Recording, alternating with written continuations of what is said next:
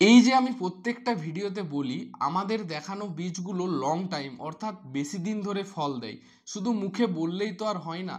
আজকের ভিডিওতে সম্পূর্ণ প্রমাণ সহ দেখাবো যে আমাদের ভিডিওতে দেখানো জাতগুলো কতদিন পর্যন্ত ফল দিতে পারে এবং শেষ টাইমে গিয়েও ফলের কালার ও সাইজ একদম আগের মতোই কিন্তু থাকে। সমস্ত কিছু প্রমাণ সহ দেখাবো, তার জন্য রিকোয়েস্ট সকলকে ভিডিওটি শেষ পর্যন্ত দেখুন। আর এখনও যারা আমাদের ইউটিউব চ্যানেলকে সাবস্ক্রাইব করেননি সাবস্ক্রাইব করে রাখুন, কারণ এখানে আপনারা কৃষি সংক্রান্ত বিভিন্ন তথ্য জানতে পারবেন, সেই সাথে উন্নত প্রযুক্তির বীজ আপনারা এখান থেকে নিয়ে নিতে পারবেন। তো চলুন এবার ভিডিওটিকে শুরু করা যাক। এখান থেকে আপনারা দেখেই তো বুঝতে পারছেন যে গাছ যৌবন দশা পেরিয়ে একদম শেষ পর্যায়ের দিকে অগ্রসর হয়ে গিয়েছে। এই অবস্থায় গাছের পাতা বেশ হলুদ হয়ে গিয়েছে এবং কিছু কিছু জায়গার গাছ পুরো মারাও গেছে, সেই সাথে আবার কোনো কোনো জায়গা দেখবেন সবুজও রয়েছে।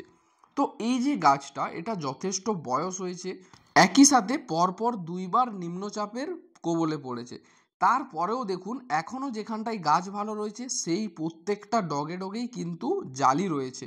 শেষ পর্যন্ত দেখুন এই জমি থেকে আমার কতটা ফল উঠছে বা ফলের সাইজই বা কী, সমস্ত কিছু আপনাদের সামনে জানানো হবে।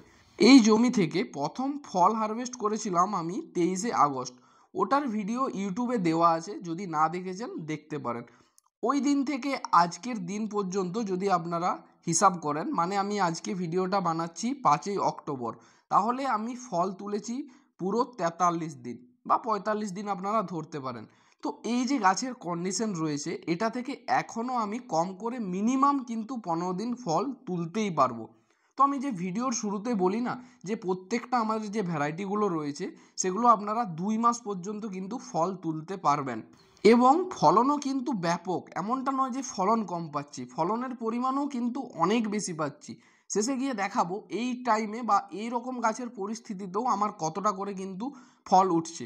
তো এখানে আমার টোটাল জমির পরিমাণ ছিল 150 শতক। বৃষ্টির কারণে কিছুটা বেশ নষ্ট হয়ে গেছে এবং বাকি যে সমস্ত জায়গাগুলো আছে ওটা থেকে ভালোই কিন্তু ফল উঠছে। যেখানটায় গাছ সুন্দর আছে সেখানে ব্যাপক পরিমাণে কিন্তু শশার জালি নামছে। এই এত বয়স্ক গাছেও একদম প্রতি গিটে গিটে জালি নামছে। যদিও জালি কিছু কিছু নষ্ট হচ্ছে বা কিছু জালি এখন বাঁকা হচ্ছে, গাছের বয়স অনেক হয়ে গিয়েছে এই কারণেই। নাহলে কিন্তু বাকি ওভারঅল শশার কালার সাইজ ব্যাপক রয়েছে। আমি দেখাচ্ছি, এখন দেখুন আমার জমিতে কিন্তু হারভেস্ট হচ্ছে। হারভেস্ট চলাকালীন আমি ভিডিওটা আপনাদের সামনে উপস্থাপনা করছি। তারপর কিন্তু প্যাকিং করাও কমপ্লিট হয়ে এসেছে প্রায়। দেখুন এখানে 5-6টা বস্তা কিন্তু অলরেডি কমপ্লিট হয়ে গেছে এবং বস্তার সাইজ দেখেই বুঝতে পারছেন যে প্রত্যেকটা বস্তা 90 থেকে 100 কেজির কাছাকাছি ওজন আছে। তো আর কিছুটা হয়তো ফল হবে, অর্থাৎ 6 বস্তা বা 7 বস্তার কাছাকাছি এখন ফল উঠছে। অর্থাৎ 7 বস্তাও যদি আমি ধরি তাও কিন্তু 650 কেজির উপরে। শেষ পর্যন্ত একদম 7টা বস্তা কমপ্লিট, আর জল দিয়ে দেওয়া হচ্ছে একবার, তারপর কিন্তু গাড়িতে করে লোড করে একদম বাজারে নিয়ে যাওয়া হবে।